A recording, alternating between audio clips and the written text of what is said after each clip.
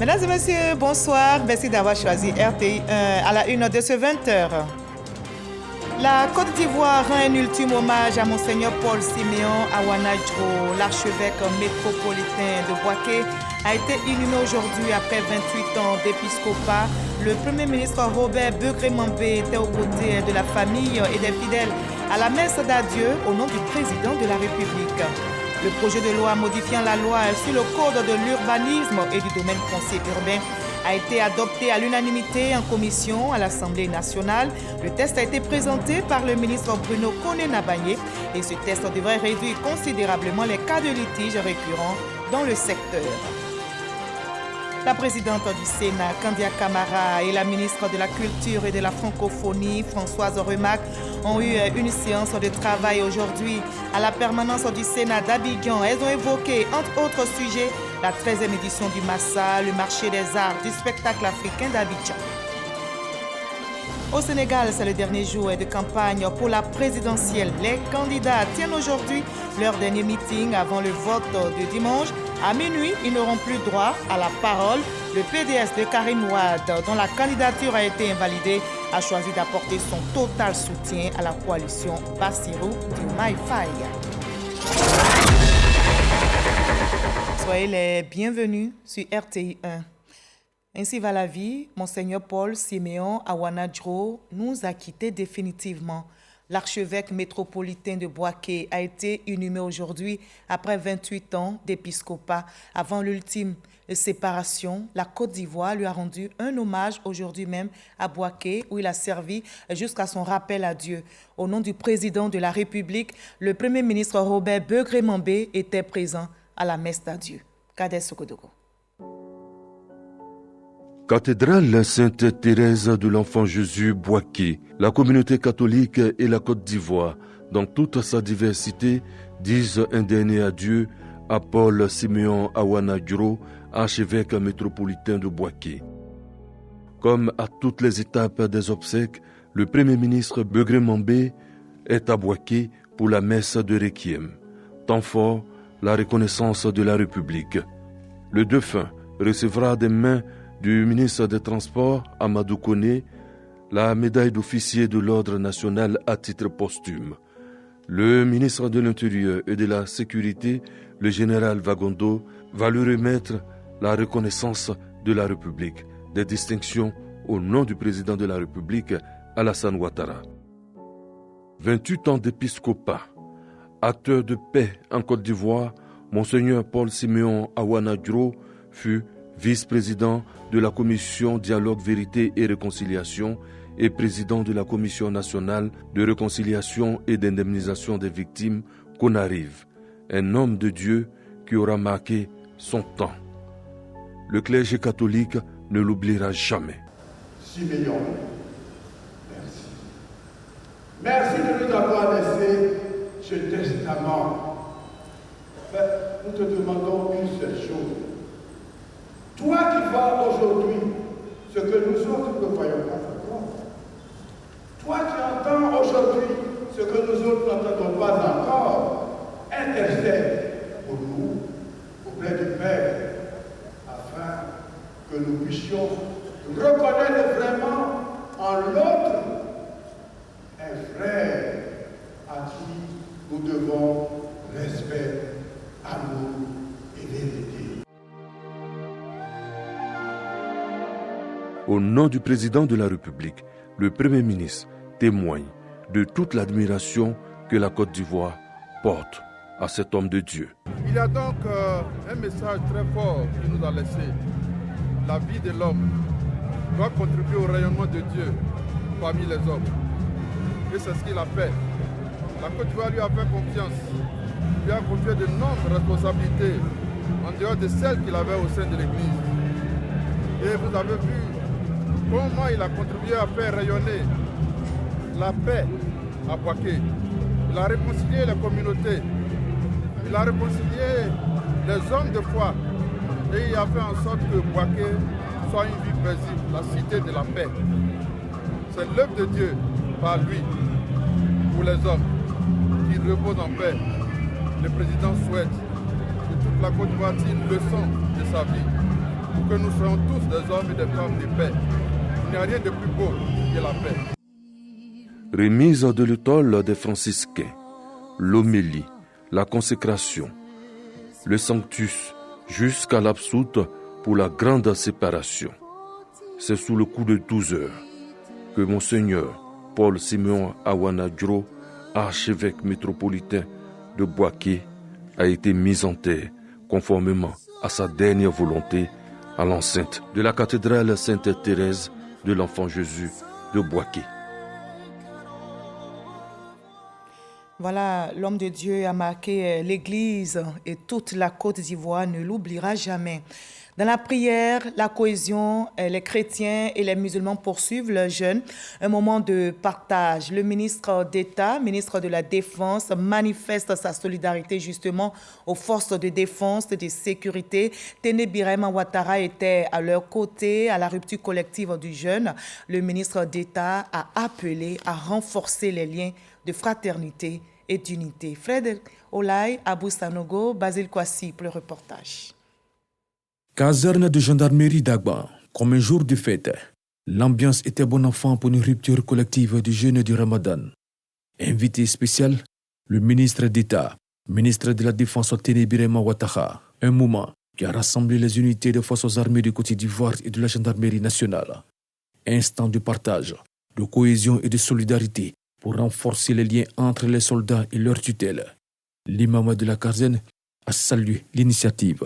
Nous vous disons grand merci et nous remercions au Seigneur miséricordieux de nous avoir donné ces instants de partage entre nous, instants, des moments de fraternité, des moments de convivialité et des moments d'amour. La cérémonie de ce soir est aussi celle du témoignage de la reconnaissance et de la gratitude à Allah, à nos autorités ainsi qu'à nos aînés. En effet, notre communauté, grâce à la bénédiction du Très-Haut, à la bienveillante attention de notre hiérarchie et avec l'encadrement de nos aînés, s'est davantage structurée et a gagné en maturité, visant à faire des militaires et du gendarme un bon croyant et un bon soldat. La rupture de jeûne du Ramadan offre donc l'opportunité au commandant supérieur de la gendarmerie nationale, le général de corps d'armée Alexandre Apalo Touré, d'exprimer sa reconnaissance au président de la République Alassane Ouattara pour toutes ses actions en faveur des forces de défense et de sécurité. Je voudrais dire très respectueusement, Monsieur le ministre d'État, notre fierté d'exercer à côté de vous. Et cette fierté tient au fait que surtout, nous vous reconnaissons avec son Excellence Monsieur le Président de la République, très pieux.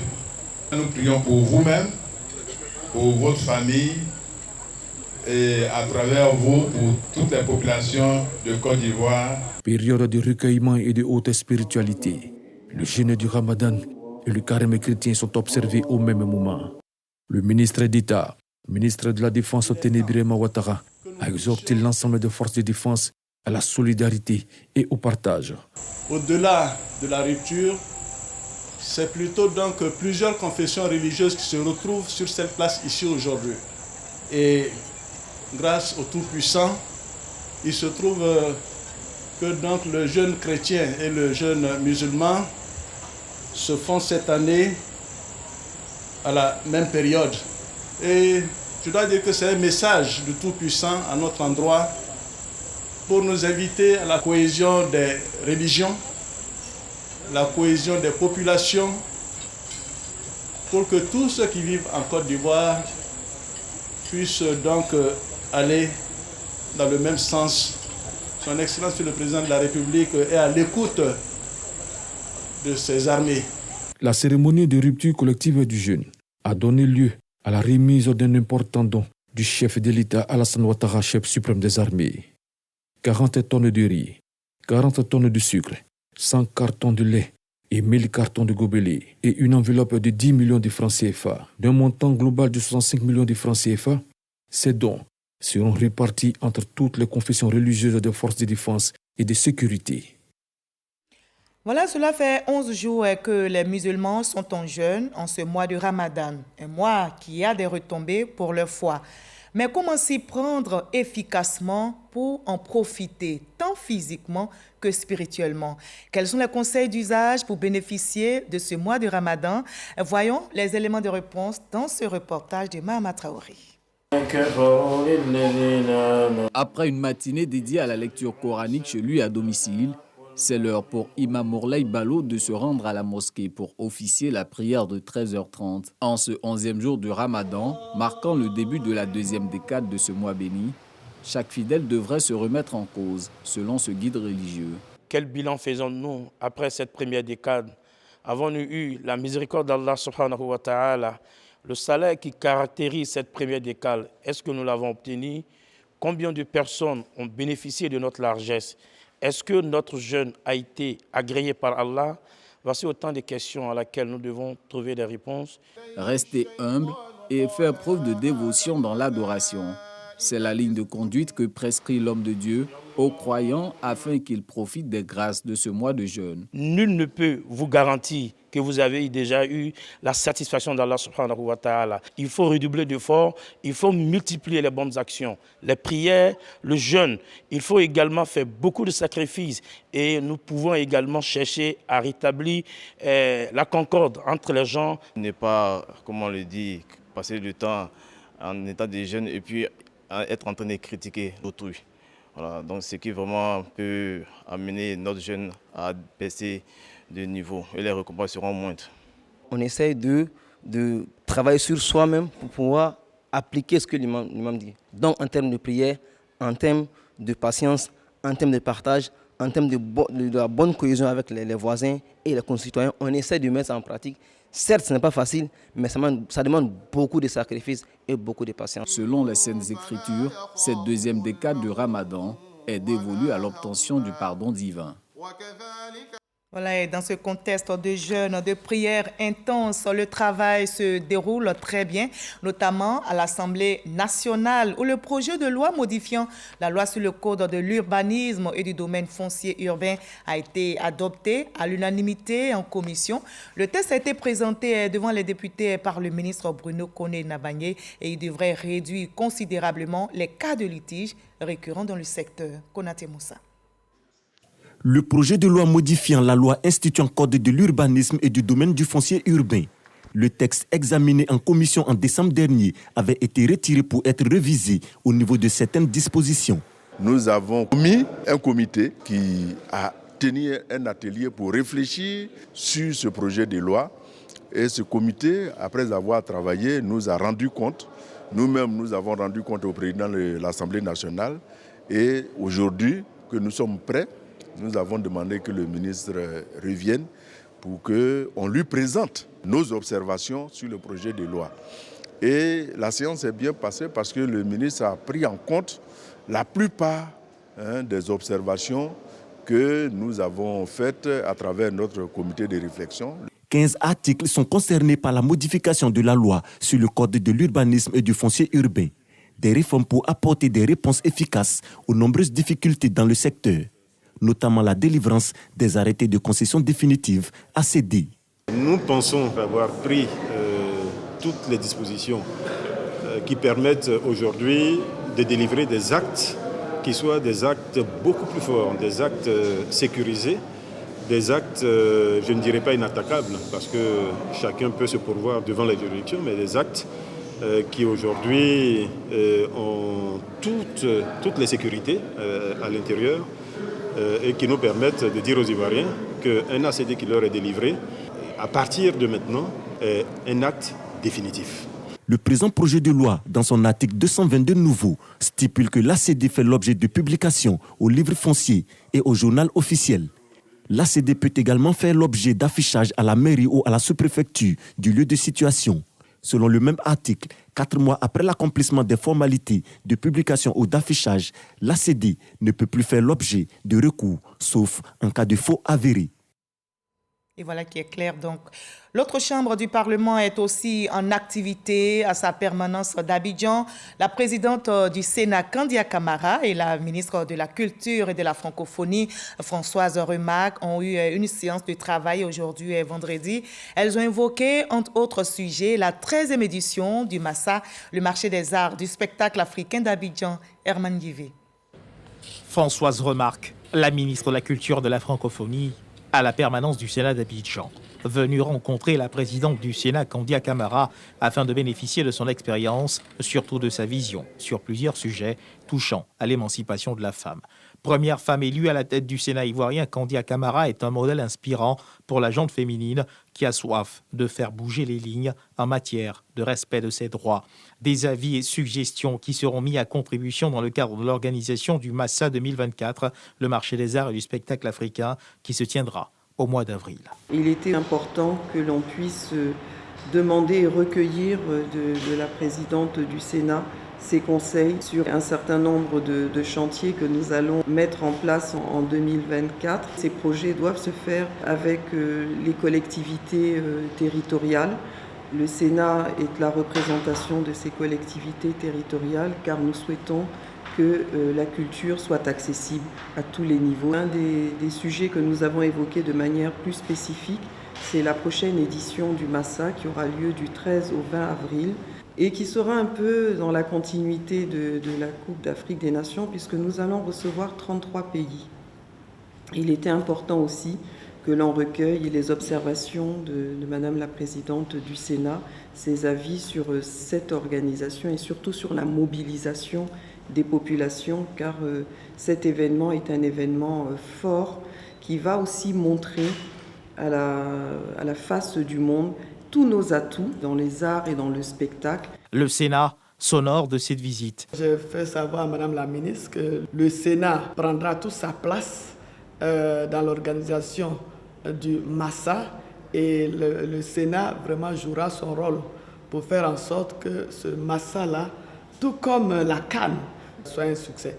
Parmi les communes choisies pour abriter les événements du Massa, il y a la commune que nous avons l'honneur de diriger, Abobo. Alors vraiment nous remercions Madame la ministre pour le choix porté sur Abobo et dire aussi que Abobo apportera en tout cas sa contribution dans la réussite du Massa 2024. Kandia Camara s'est réjoui de l'apport considérable apporté par le ministère de la Culture et de la Francophonie pour le rayonnement de la Côte d'Ivoire au cours de la récente Coupe d'Afrique des Nations de football 2023 tenue en Côte d'Ivoire. Le ministre de l'Environnement, du Développement durable et de la Transition écologique, Jacques Konan Assaoré, était lui au CESEC pour une communication. Il s'est prononcé sur les changements climatiques et les actions entreprises par notre pays pour lutter contre ce fléau. Marie-Chantal Akanda, Ngata Kwame, Michel Kwame. La planète est menacée. Le ministre de l'Environnement, du Développement durable et de la Transition numérique lance un cri d'alarme. Au Conseil économique, social, environnemental et culturel, CESEC, le ministre Jacques Assaoré souligne le danger imminent que court l'humanité face à cette menace. On nous dit que si la mer augmente de 4 cm supplémentaires, les villes comme Abidjan, New York, Alexandrie vont se retrouver sous les eaux. Et quand on voit l'avancée de la mer, l'érosion côtière, même si on ne croit pas à ce que les gens disent, on voit. Danger largement causé par les actions humaines. En détaillant la stratégie nationale de lutte contre ces bouleversements climatiques, il met en lumière les mesures prises par la Côte d'Ivoire pour relever ce défi majeur.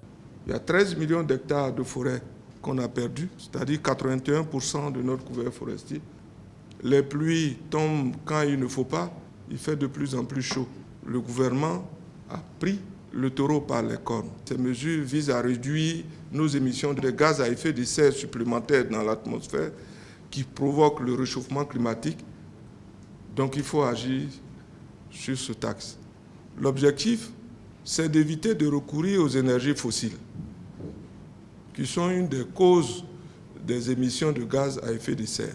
Pour le président du CESEC, ces échanges sont cruciaux pour armer l'institution dans sa mission de répondre aux préoccupations des populations et de contribuer à l'élaboration de politiques gouvernementales pertinentes.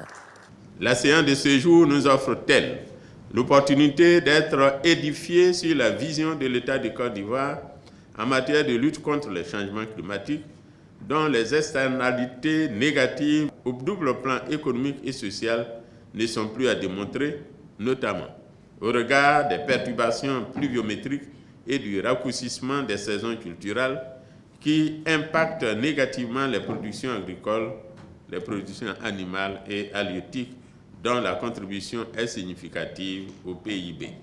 Après les changements climatiques, les conseillers économiques et sociaux ont sur leur calendrier le développement numérique et l'habitat durable, des débats fructueux en perspective. Voilà, nous sommes le 22 mars aujourd'hui et c'est la journée mondiale de l'eau, une journée organisée par les Nations Unies. Cette année, le thème retenu est l'eau pour la paix. L'eau est un facteur de paix, peut être aussi un facteur de conflit selon l'ONU. Cette journée a permis aux opérateurs locaux et institutionnels dans notre pays d'être instruits sur le nouveau code 2024 de l'eau. Il s'agit pour les eaux et forêts de mettre à disposition et vulgariser cet outil de gouvernance publique. Une journée mondiale de l'eau qui avait, somme toute, donc, des allures didactiques. 10 lauréats porteurs de projets financés par le FONSTI, Fonds pour la science, la technologie et l'innovation, ont présenté les résultats de leurs travaux, et c'était en présence du ministre Adama Diawara, qui a d'ailleurs sollicité lors de sa prise de parole le secteur privé pour le financement et de la recherche. Les choses s'annoncent très bien puisqu'une convention a été signée, vous allez le voir, entre la Chambre de commerce et d'industrie de Côte d'Ivoire et le FONSTI. Fred Oulaye, Godfrey Okambawa. 10 lauréats, enseignants-chercheurs issus des établissements du supérieur présentent les résultats de leurs projets de recherche. Des projets qui bénéficient du financement du Fonds pour la science, la technologie et l'innovation, FONSTI. Grâce à ce financement, nous avons aujourd'hui développé des alicaments à base de fruits et légumes qui traitent l'hypertension et le diabète en Côte d'Ivoire. Donc ces produits avec plus de manipulation encore, on pourra mettre à la disposition de la population à moindre coût. En 3 ans d'existence, 59 projets, dont 14 achevés, ont été financés par le FONSTI pour une enveloppe de plus d'1 milliard de francs CFA. Pour la valorisation de ces résultats, le secteur privé et le FONSTI paraphent un accord. Nous sommes là aujourd'hui pour présenter quelques résultats des recherches. On en a financé 59, il y en a qui sont en cours. Il y a 14 qui sont achevés, mais nous sommes là pour communiquer au secteur privé, à la société civile, à la presse, que comme le dit le ministre Diawara tout le temps, on a des chercheurs de qualité qui trouvent. Mais voyez-vous, l'un des problèmes majeurs de la recherche en Côte d'Ivoire, c'est la visibilité. Le secteur privé doit davantage s'impliquer et doit davantage, valoriser les produits de recherche pour que ça puisse servir au secteur privé et que nous puissions à notre tour aider au développement de notre pays. L'engagement du secteur privé est un acquis à consolider selon la tutelle qui ambitionne faire passer la subvention du PIB consacrée au financement de la recherche de 0,35 à 1%. Nous avons, dans la nouvelle loi sur l'enseignement supérieur, la recherche et l'innovation, visé un financement de la recherche à hauteur de 1% du PIB au minimum. Évidemment, 1% du PIB, ça concerne les 3 sources de financement. D'abord le financement étatique, ensuite le financement des partenaires au développement et surtout le financement du secteur privé. Donc vous voyez qu'aujourd'hui nous sommes venus présenter ces résultats des travaux financés par le FONSTI à la Chambre de commerce et d'industrie. C'est un clin d'œil que nous faisons au secteur privé pour lui demander de venir prendre sa place dans le processus de financement de la recherche. Si la recherche scientifique porte des fruits ces dernières années sous l'impulsion financière du FONSTI, il faut aussi noter l'engagement des partenaires techniques et financiers. Le ministère d'État, ministère de la fonction publique et de la modernisation de l'administration affiche aussi son ambition, celle de bâtir une administration publique dynamique, efficace et performante. Le département organise donc les conférences annuelles de programmation des effectifs pour l'atteinte de cet objectif. Et l'exercice, c'est le 3e du genre qui vient de se tenir dans la commune de Cocody. Grâce Kando pour le reportage. L'effectif global des besoins en recrutement nouveau au sein de l'administration publique pour les 3 prochaines années est estimé à plus de 110 000 fonctionnaires. C'est ce qui ressort de la conférence de programmation des effectifs 2024. L'exercice consiste à évaluer les différents besoins en personnel des départements ministériels en termes de postes budgétaires. Cela en harmonie avec le budget programme. La conférence de programmation des effectifs de 2023 a permis d'absorber la plupart des admis de 2019, 2020 et 2021. C'est presque 98% de l'ensemble des admis qui ont été absorbés. Mais néanmoins, quand on prend le chiffre de façon absolue, c'est autour de 900 encore à absorber. Il faudrait qu'il y ait une relation entre la formation et l'emploi. Donc le personnel qu'on met à notre disposition, il faudrait que ce personnel réponde aux besoins réels de notre dispositif. Depuis l'instauration de cette politique de conférence de programmation, la fonction publique en tout cas fait un effort pour mettre à notre disposition le personnel dont on a besoin. La mise à disposition des fonctionnaires dans les ministères obéit à des procédures. C'est au vu de ces données qui sont recueillies au cours de la conférence de programmation qu'il y a la conférence ministérielle pour faire les arbitrages en rapport évidemment avec les capacités financières de l'État. Et au sortir de cette conférence, il y aura ce qu'on appelle le catalogue des mesures nouvelles et qui va nous permettre donc d'avoir le cadrage des postes budgétaires pour l'année 2025 pour l'organisation des concours administratifs de recrutement.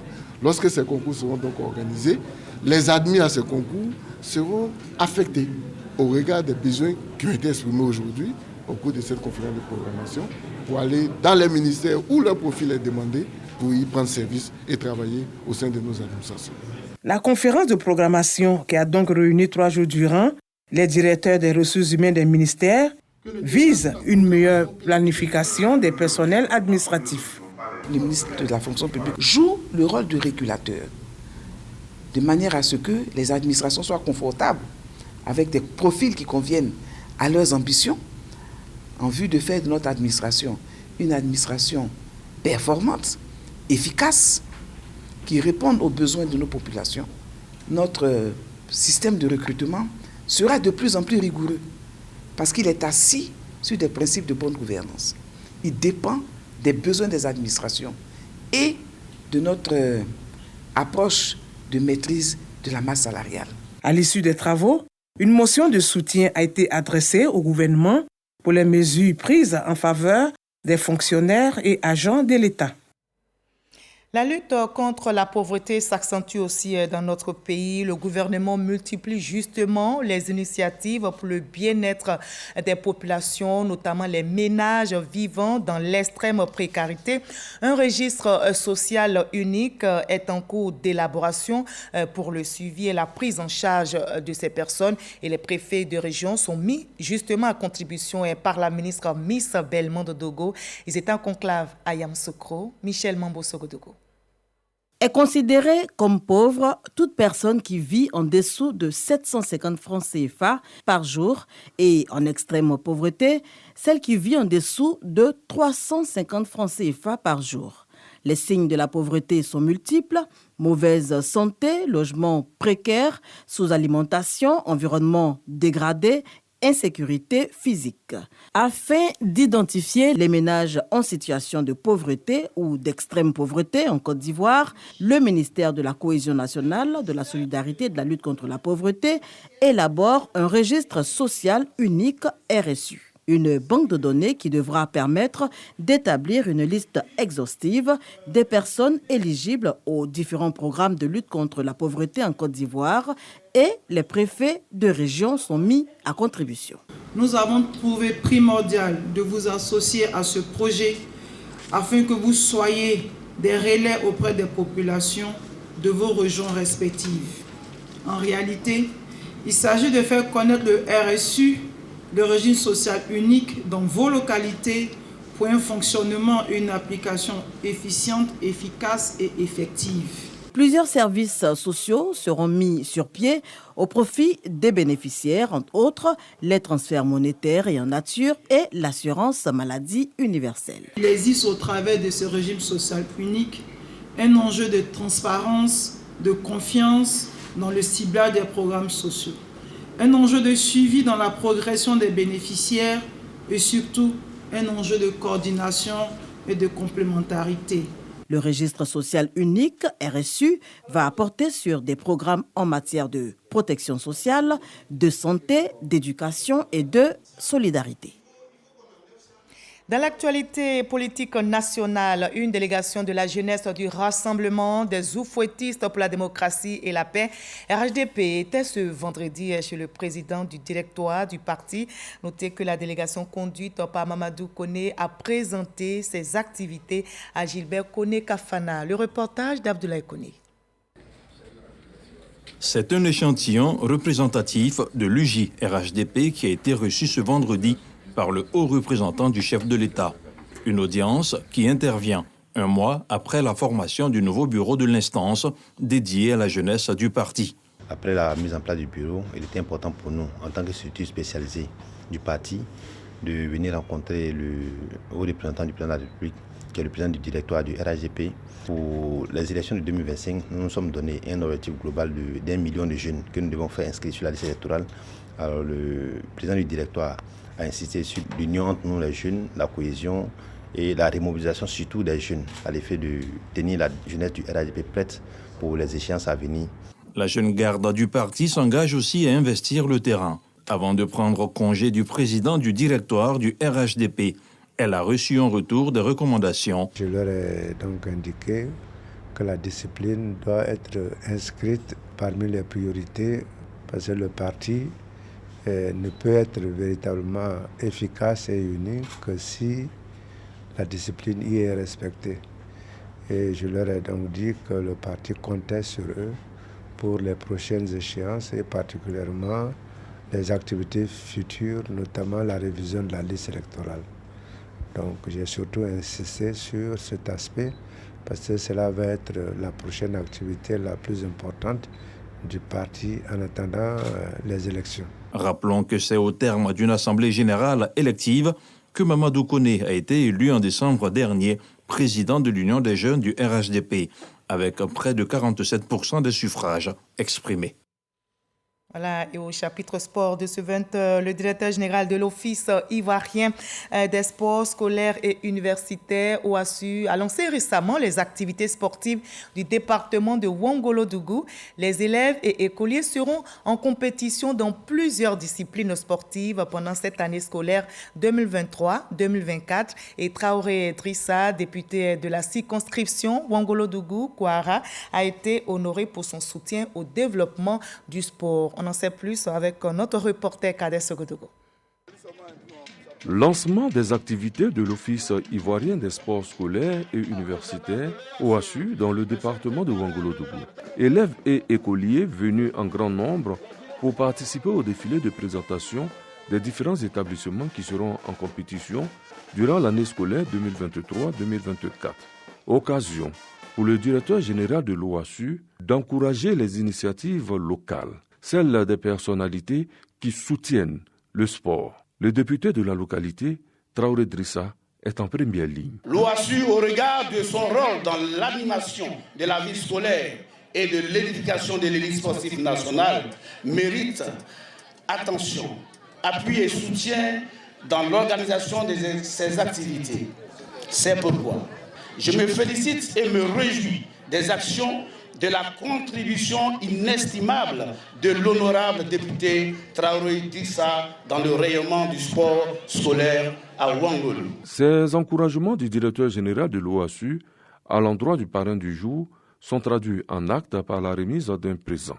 Le député Traoré Drissa dédie cette reconnaissance à l'ensemble des populations. La reconnaissance n'est pas un droit auquel l'on doit exiger, mais un devoir que tout être conscient doit s'acquitter. Cet hommage, je ne peux pas le porter seul. L'ensemble de la famille sportive de Ouangolo-Dougou, c'est le vôtre. Cet hommage est pour chacun de vous. Pour sa part, le préfet de région du Tchologo, Sori Jean-Pierre, invite les élèves et écoliers à une pratique régulière du sport pour se garantir une bonne santé. Des enchaînements gymnastiques suivis d'un match d'handball hommes U17 marquant l'ouverture des compétitions ont clos cette journée sportive. Voilà, on marque un dernier arrêt au Sénégal. C'est le dernier jour de campagne pour la présidentielle et les candidats tiennent aujourd'hui leur dernier meeting avant le vote de dimanche. À partir de minuit, ils n'auront plus droit à la parole. Le PDS de Karim Wade, dont la candidature a été invalidée, a choisi d'apporter son total soutien à la coalition Bassirou Diomaye Faye. Notez que finalement, c'est 17 candidats sur les 19 qui sont en liste pour succéder à Macky Sall. Sidonie Davila, Ulrich Adongon sont nos envoyés spéciaux au Sénégal. 19 candidats, 19 profils, diverses visions. Un même but, occuper le fauteuil présidentiel de la République sénégalaise. Pendant plusieurs jours, les candidats ont arpenté villes et hameaux pour convaincre les électeurs d'adhérer à leur projet. Je sais qu'ici la victoire est acquise. Le président Macky Sall a tout donné à Dagana. C'est une raison suffisante pour avoir une victoire éclatante. Je remercie la jeunesse et les femmes. Nous sommes tous des Sénégalais. On doit prôner la paix. Je vais être celui qui va créer des emplois pour la jeunesse. Les nombreuses difficultés que rencontre la ville de Mbacké, je vais trouver des solutions si je suis élu président de la République. 12 ans, ils n'ont rien fait. Ce n'est pas aujourd'hui qu'Amadou Ba, candidat du président sortant, va le faire. La campagne électorale tire à sa fin ce vendredi à minuit au Sénégal. Les candidats ne ménagent aucun effort pour exposer leur programme et accorder la priorité aux besoins des populations. Si vous faites de moi le futur président de la République, Louga va se développer. Louga est une ville prospère. Elle a un rôle important à jouer dans l'économie du Sénégal. Le Sénégal doit être dans de bonnes mains. Il ne faut plus laisser ce pays aux politiciens. Le pays doit être bien gouverné par des personnes compétentes et qui ont des mains propres. Et le meilleur choix qui s'impose, c'est moi, Anta Babacar, seule femme candidate pour assurer la relève. Voilà, il y a eu donc 2 désistements et finalement, on a 17 candidats sur les 19 qui sont donc dans la course à la présidentielle au Sénégal. Reportage signé Sidonie Davila, Ulrich Adongon depuis le Sénégal. Point final de ce 20h. Demain, à la même heure, vous avez rendez-vous avec Kolo Klubali. Moi, je vous dis à très bientôt. Prenez soin de vous.